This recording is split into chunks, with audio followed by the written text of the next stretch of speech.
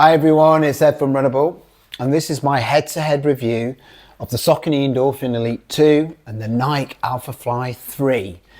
So, in this review, I'm going to be giving you the lowdown of these two shoes. We're going to go through some key stats, we're going to compare them in various categories like price, like stability, durability, etc, etc. And then finally, I'm going to tell you which of these shoes I think you should buy with your hard-earned cash.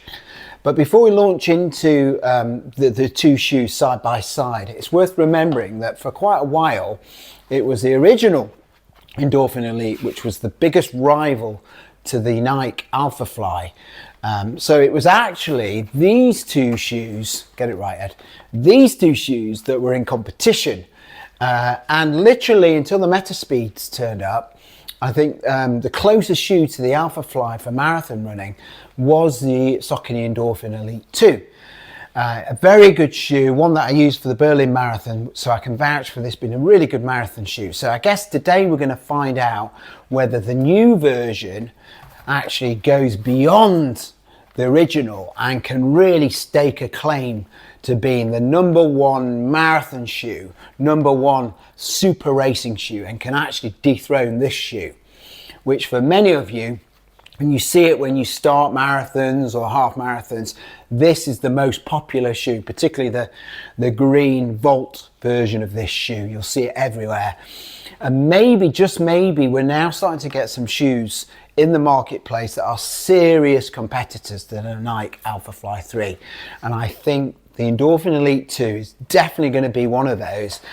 Where it has the advantage over the original is that it's more applicable to more runners, more versatile, whereas this was such an aggressive, firm shoe. I think it put a lot of people off.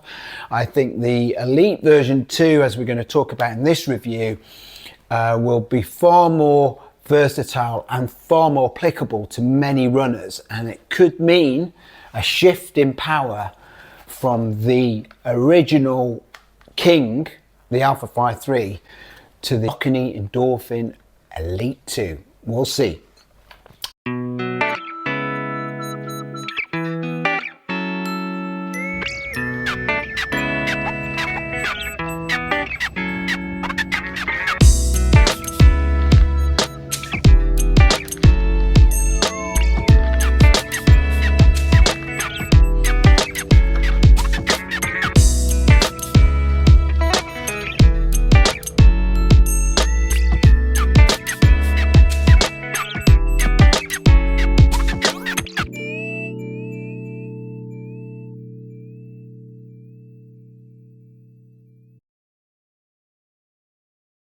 Let's go through some key stats. So we've got 40 millimeters in the heel, 32 millimeters in the forefoot. We've got exactly the same in the Alphafly 3. Both got 8 millimeters drops. The difference is this foam is so much more soft that this actually does not feel at all like an 8 millimeter drop. Whereas with the Alphafly 3, you definitely feel like it's tipping you forward, like you've got that drop. Maybe not 8 millimeters, but it definitely feels quite a considerable drop. So there's a key difference straight away. This, although technically it is 8 millimeters, in actuality, because of how much the foam compresses, it feels like more like 6, 5, maybe even less to some people, depending on how heavy you are. So that's the stack and the drop. In terms of weight, you've got very similar weights. Alphafly slightly heavier. In my UK size 9, it's 221 grams. Whereas the Endorphin Elite 2, in my 9.5, so bigger sizing, I had to go up half a size, we'll talk about that in a minute, came in less at 215 grams. So a little bit lighter in terms of weight. What I would say though is that both, when I ran in both of these shoes, and you should check out the run footage, they felt similar, to be honest. I didn't really notice much difference in terms of weight, and I wouldn't use weight as a deciding factor between either of these shoes, just so that you're aware.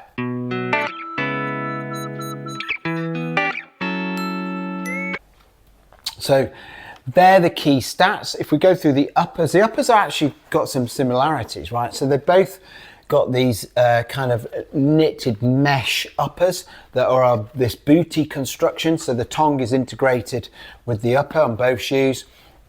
The key difference though, they're similar sort of widths, similar. I think maybe Alphafly slightly wide in the toe box, but the big difference is this reinforced material that you've got in the Saucony shoe in the toe box to add structure and to protect your toes. This can actually cause some serious toe rubbing. And this is why I went up half a size. No need to do that in this shoe. It has like a little bit of protection here, but it's a lot softer than the Saucony shoe. So all in all, I think, although they're similar uppers, there's a big difference in terms of your toe feel in both shoes. Let's go through the uppers one by one. So like I said, booty construction, all in one. I do like this fold over here that you can use to cinch your laces nice and tight. I fold it over and then I cinch my laces across here.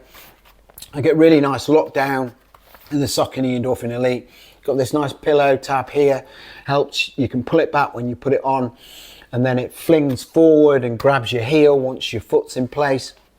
There's no padding whatsoever around the collar, but I don't see that as an issue. You don't need it really. It locks your foot in really nicely, and as I said, because you can lock down the laces really tightly, I get very little heel slip in this upper. I think this great upper. I would sort of mark this upper as a kind of 4.5 out of 5. Mark it half a mark down just because of this hard area which does rub your toes, and it meant that I had to go up half a size to alleviate that problem a little bit. The Nike, so if I could pick a perfect upper on any racing shoe, it would be this one. So it's light, nice and lightweight, like the Endorphin Elite 2. It locks your foot in place like the Endorphin Elite 2 really nicely. Got a little bit more padding in the collar and on the heel, but very similar, quite minimalistic. Tongue, I can cinch the laces on this tongue here, this integrated tongue, and I had no issues whatsoever with lace bite. This material wraps really nicely around your foot. So if you've got a bigger foot like me, it expands and wraps and keeps your foot in place. And there is no annoying toe guard that's really too hard on your toes. So all in all, I think the Nike upper is just the perfect upper for me, and I would give this 5 out of 5.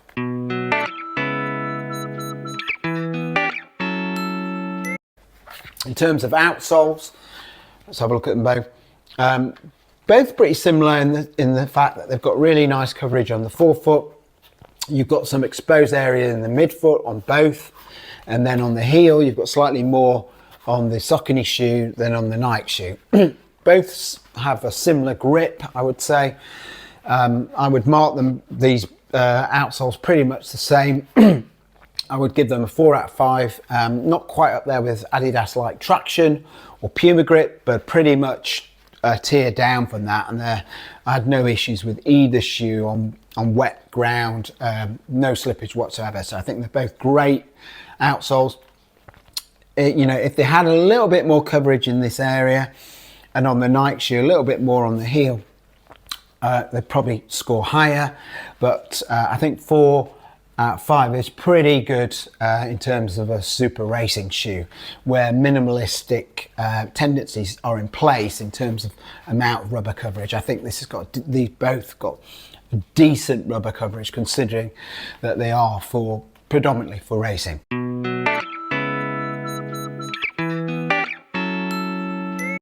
So midsole, this is where things get very different. So on the Saucony shoe, you've got the really light and compressive foam, this soft foam that when you land, it compresses and decompresses. You get this lovely bounce. You've got this quite aggressive rocker. I don't think it's quite as aggressive as the original. I think with this shoe, because of the harder foam, it felt like it kept my toes like this all the time. With this shoe, your toes slightly sink into the foam a little bit, so it feels less intense on your toes. you get incredible bounce off this shoe. So if you bound like I do and you hit the ground with force, it really bounds you forward, and it's deceptive how fast you go in this shoe. I ran a 5k in it and I got almost a PB. It was a parkrun PB. And I was going at a rate of knots and I didn't even realize it. I thought I was actually having a bad race. And I actually did all right. I did, you know, I nearly broke my PB in this shoe without really feeling like I was going faster. So that's the sign of a really efficient, good shoe, one that just keeps you going without you having to expend a lot of energy. And in a similar way, I think the Nike Alphafly is a very efficient shoe. You've got nice soft foam, but nowhere near as soft as the Saucony shoe, but it's soft enough.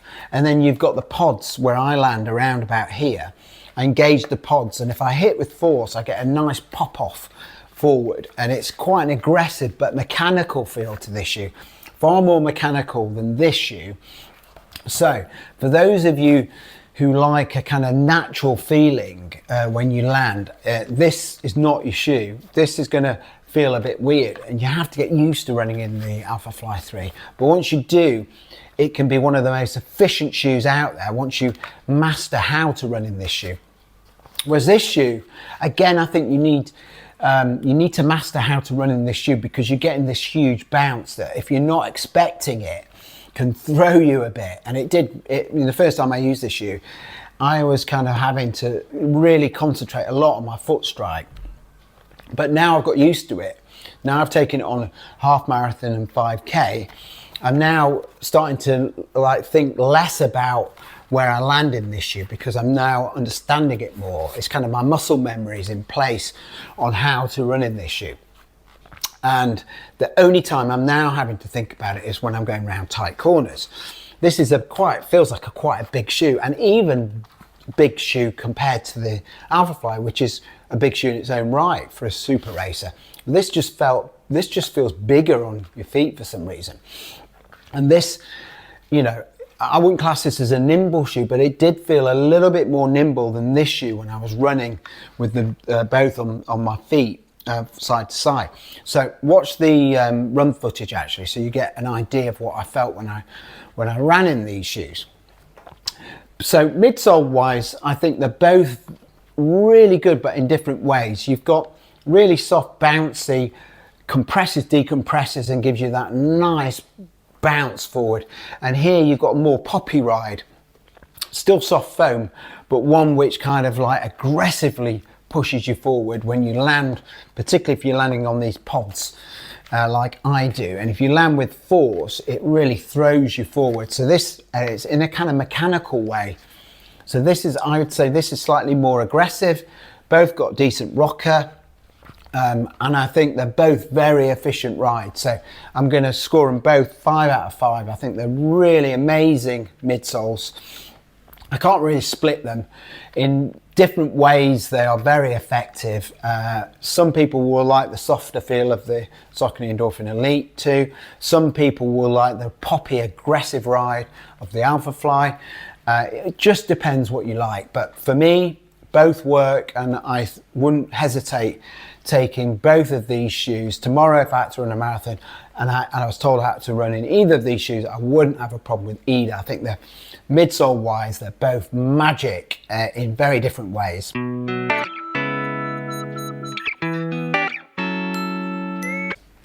Okay, let's talk about a few other categories. Price, my Alphafly slightly more expensive, $289, $280. Not a lot in it, but you have to give it to one other than the other. They're both too expensive in my view.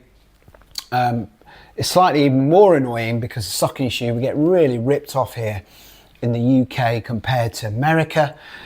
But all in all, I would say Saucony wins just because it's £10 cheaper, but you know, barely wins. So let's just say wins by default. So let's give this, I would say 2.5 out of 5. 2 out of 5 for the Alphafly. Way too expensive, guys. Saucony, Nike, sort it out. You do not need to charge that much. Asics and the Meta Speeds, £220. Okay, the Adidas Pro 4, £220. That is where you should be with these shoes, not 280. So, you know, I'm disappointed in the price of these shoes, and I think we all should be. And everyone has every right to vote with their feet on that, and really don't buy these shoes, right? Because of that. But if you can afford it, continue to listen to this review, and you'll get more ideas why you might think about spending that crazy amount of money.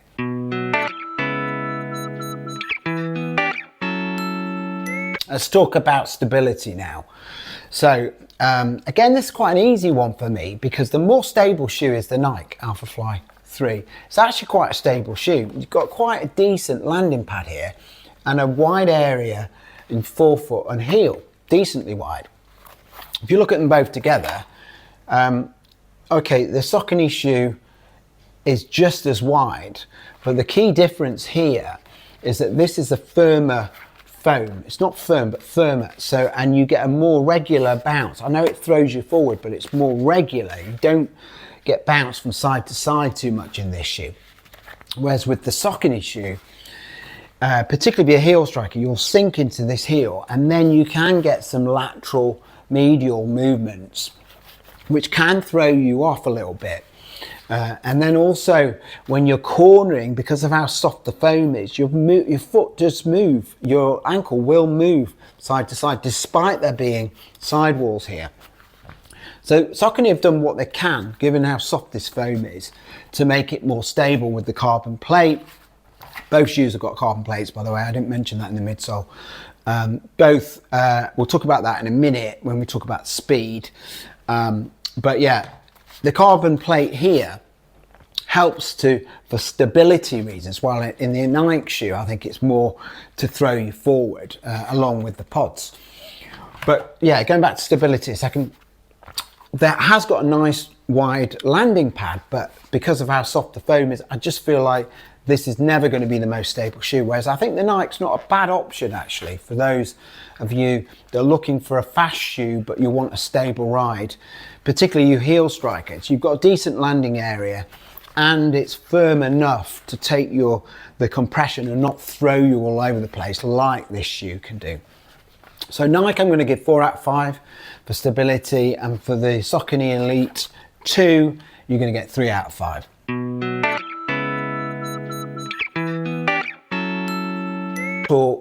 Let's go next, talk about durability. They're both super racing shoes. They're not going to be most durable shoes out there on the market. They've both got a similar amount of coverage. This has got slightly more in the heel. This has got maybe slightly more in the forefoot.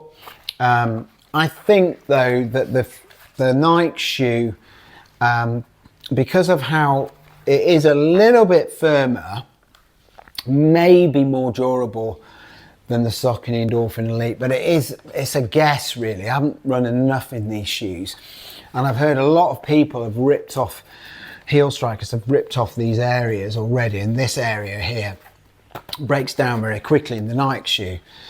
I get the gut feeling it's going to be more durable, but I don't really know, and for that reason actually I'm going to score them pretty similar. I'm going to say they're kind of mid-level 3 out of 5s. Neither will be the most durable. It's possible that this foam will bottom out a bit because of how soft it is, and it's possible that you'll rip off some of this outsole here in the Nike shoe, which is often, you see that people often doing that. So I'm going to give it 3 out of 5, both shoes. But I would say that I need to run a bit more in it to do that justice. So in both shoes. So just take that kind of with a pinch of salt.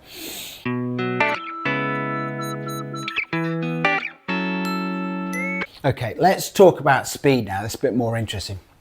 Like I said, both have got a carbon plate. This has got the pods.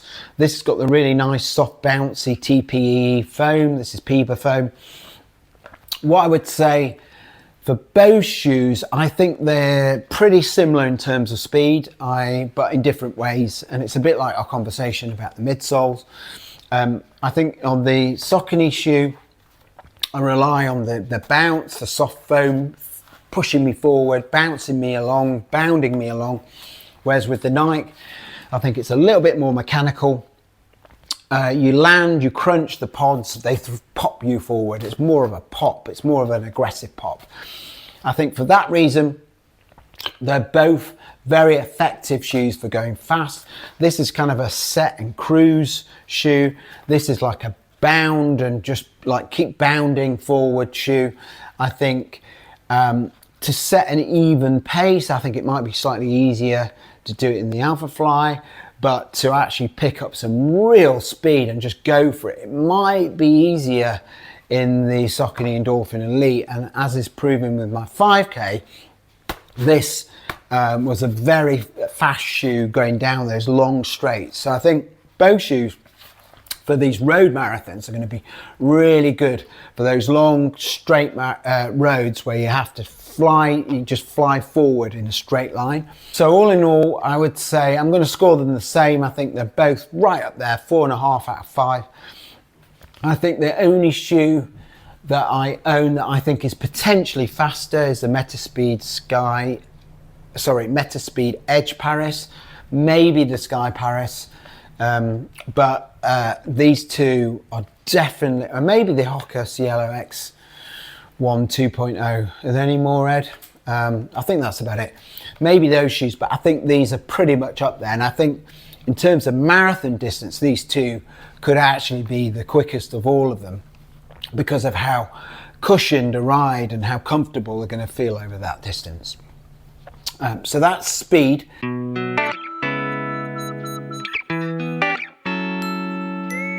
In terms of comfort, I think the Saucony shoe wins out. It's just such a comfortable shoe. It feels less mechanical than this shoe. Sometimes when I land on the pods, it feels a bit, I feel like I get a bit of a crunch. And my feet feel a little bit like it's a hard landing on this shoe. Sometimes in the forefoot, it's a lot softer in the heel. Whereas this shoe, wherever you land, it's going to feel soft. It's very comfortable. I'd say the only thing I would say is the upper is more comfortable than the Nike shoe, but overall, I think because of the foam and this upper isn't bad, I'm going to give it to the Saucony shoe. Both very comfortable though. I would say this is a 5 out of 5 and this is a 4 out of 5 for the Nike Alphafly 3. Okay, that's pretty much all I want to talk about in terms of the categories. Now let's talk about, which I would say is the better shoe to buy.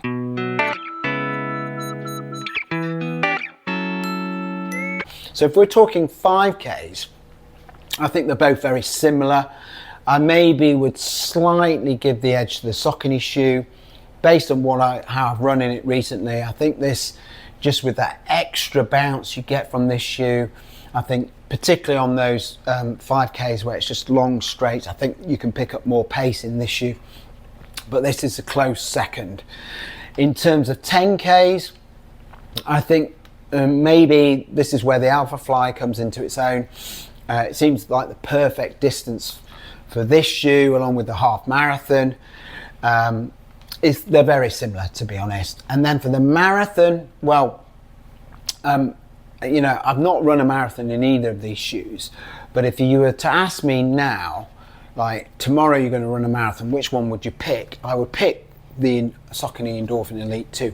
I just feel the softer foam, the bouncy ride is going to get me through that marathon in comfort with a smile on my face, feeling like I've got a shoe that kind of like, not only is it lovely to have fun with in London Marathon, for instance, with all the spectators, but it's also lovely and fun to have such a fun shoe on my foot. Whereas the Nike, I think, is a really efficient ride, but I don't feel the same fun factor with this shoe. And for me, even though both have got similar cushion, though both will protect my legs in a similar fashion, I just would be excited with how bouncy and fun this would be to run that marathon distance. And I think when it came to the end of the marathon and I'm really struggling maybe a little bit, that's going to be a massive factor. Plus the fact that, as I said with the 5K that I ran in this shoe, I was able to run fast in the shoe without even realizing. And that for me is a really important point with this shoe, that I feel like it's a very efficient shoe despite the soft foam, despite sinking into the foam. It enabled me to run fast without knowing it, and towards the end of a marathon, that's going to allow me, I think, when I'm struggling a bit, to keep my pace, to keep bounding along, to keep going at a decent speed, and to achieve my goals. And I think I can achieve my marathon goals a little bit more in this shoe, the Saucony Endorphin Elite 2, than I can in the Alphafly 3. So that's my personal opinion. I know a lot of you will love this shoe, and you may think I'm crazy. Put it in the comments if you think I'm mad. But my personal opinion is the Saucony Endorphin Elite 2 works better for me. That said, if you're a heel striker, if you've got stability issues, then the Nike is the obvious better choice. Given there's not a lot between the two shoes, I think in that respect, the Nike shoe would win out, and I would advise you at the 2, if you're a heel striker and have stability issues, to go with the Nike Alphafly 3. That's all I want to say today. It's not a conclusive result. They're very similar. Both absolute magic shoes. If you've got either of them for your marathon, you'll be well set to do well in them. It's just my personal opinion. I think this shoe has that extra bit of magic dust that I think you're going to want on your feet, if you're like me anyway, when you run that marathon. The Prime X Strung is an example of a shoe that has magic dust. So is Cielo X1. Maybe the 2.0, I'm not sure yet, but this has definitely got it, and it's got it in spades. And with that, I'm going to say goodbye. Love you all. See you soon. Let's have it. Bye-bye.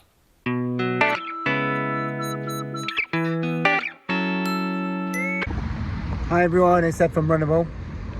Yeah, just a quick video today. We're going to do a comparison of the Saucony Endorphin Elite 2 and the Nike Alphafly 3.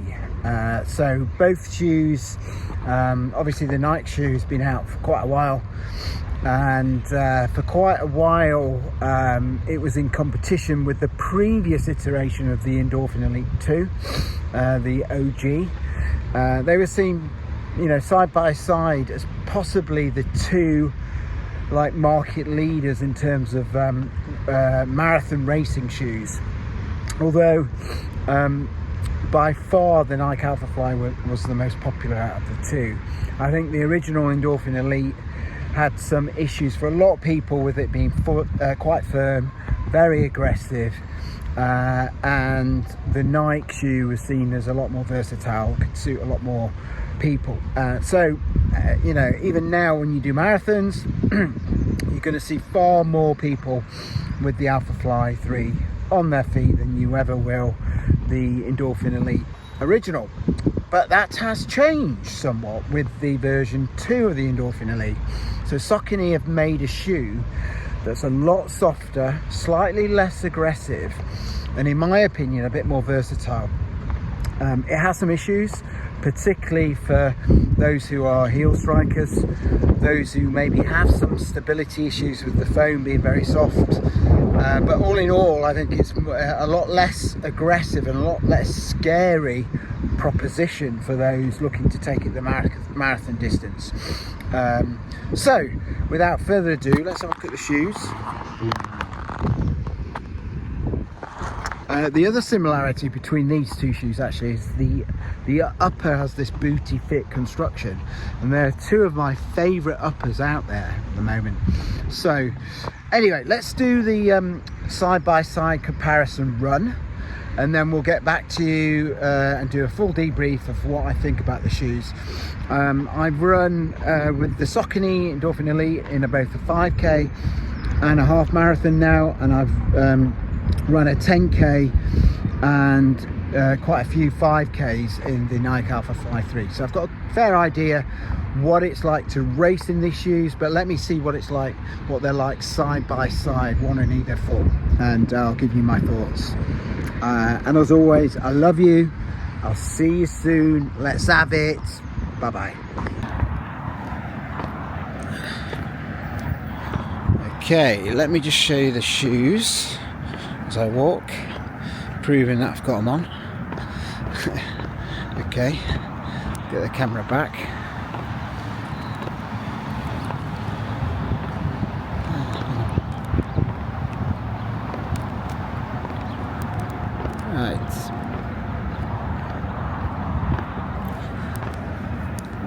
Right, let's do a bit of a run, shall we? Let's take them around my local park and let's get a good idea of whether these shoes are going to be suitable. Well, whether these shoes are similar or very different from each other. Okay, let's go.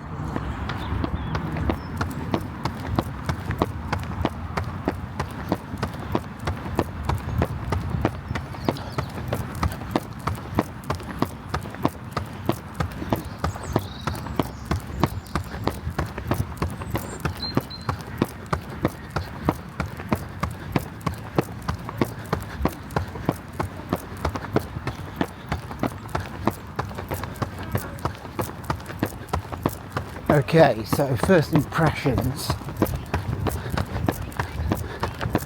So you'll not be surprised to know that the Endorphin Elite 2 is a lot softer.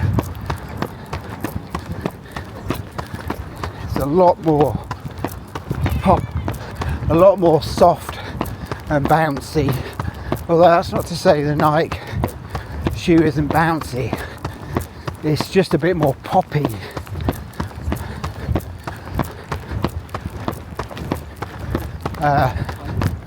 Absolutely no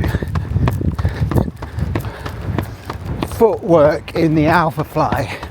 It's a lot more rigid shoe, whereas with the Endorphin Elite 2 I can feel my toes doing a bit of work in this shoe.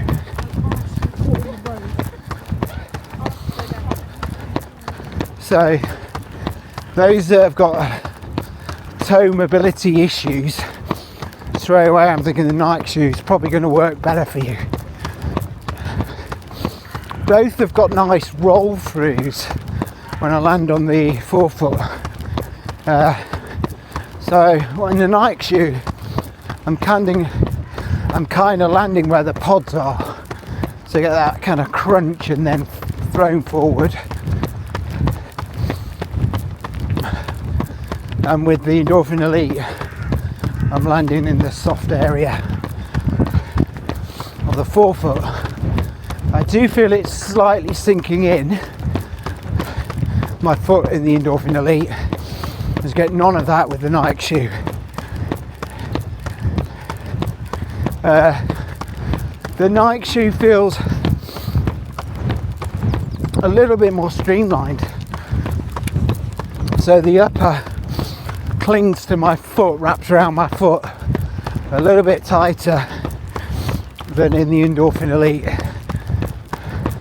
which means that I feel like whilst I get good lockdown in both shoes, I feel like I'm getting less movement in the Nike shoe, which is obviously a good thing, right? The more your foot moves in the shoe, the more it brushes up against the material, the more problems you're going to get with your feet and rubbing in general. So I'm feeling like the Nike definitely has an advantage in terms of the upper.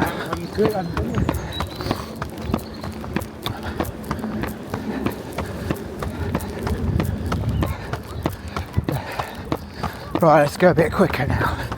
Let's put them through their paces. Okay.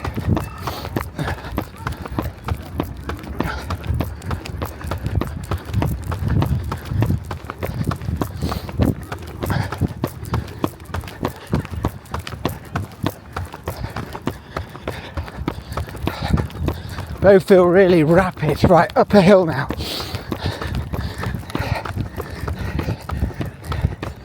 So quite similar actually, but in different ways. So I feel with the Saucony shoe, it's just light and bouncy,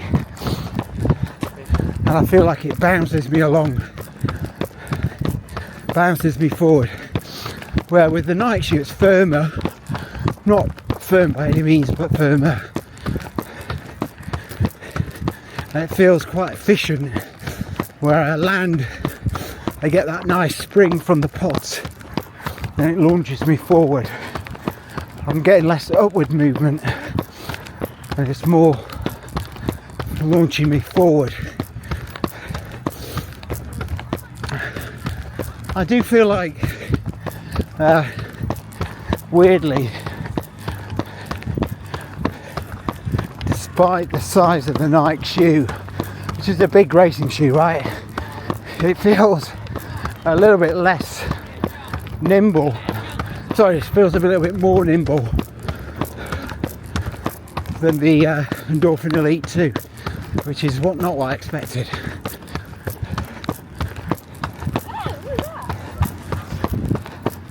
And yeah, let's try a bit of heel striking, shall I?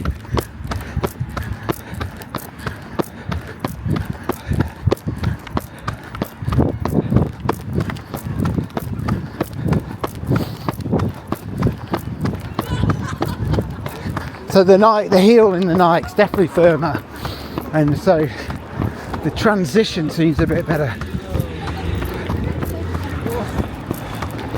Feels a bit more natural. When I say transition, I mean transition from heel to forefoot. So you heel strikers, I think the Nike's slightly better, feels a bit more efficient, rolling through from heel to forefoot.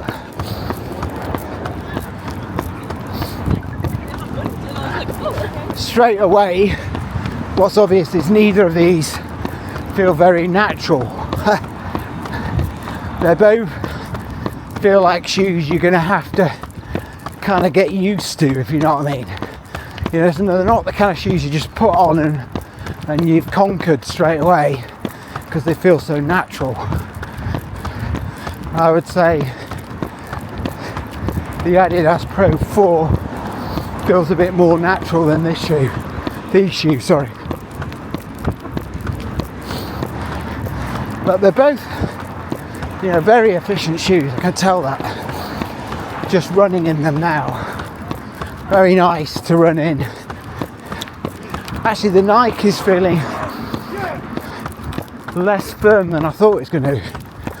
Still not soft, obviously, as the Endorphin Elite, but it's definitely feeling like I've broken it in a little bit since I last wore it, which is good.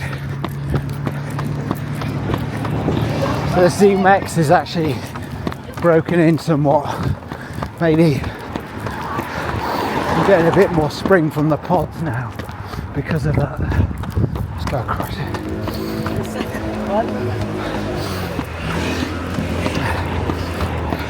In terms of comfort, I think the Endorphin Elite has slightly got it. I'd say the Nike upper feels a bit more comfortable, but the Endorphin Elite, the midsole, is a little less harsh than the Nike Alphafly 3 midsole. Not a lot in that, because the Nike isn't by any means firm and harsh, but this is such a soft midsole on the Endorphin Elite. The Nike shoe is never really going to compete with how plush it feels and how soft and comfortable it feels. So I think, to wrap it up, the Endorphin Elite 2 is softer, bouncier, and that's saying something because the Nike shoe's bouncy, right? It's more comfortable, apart from, you could argue the upper's not quite as comfortable as the Nike shoe, but in general it's a bit more comfortable. The Nike shoe is a little bit more mechanical, but seems a very efficient shoe.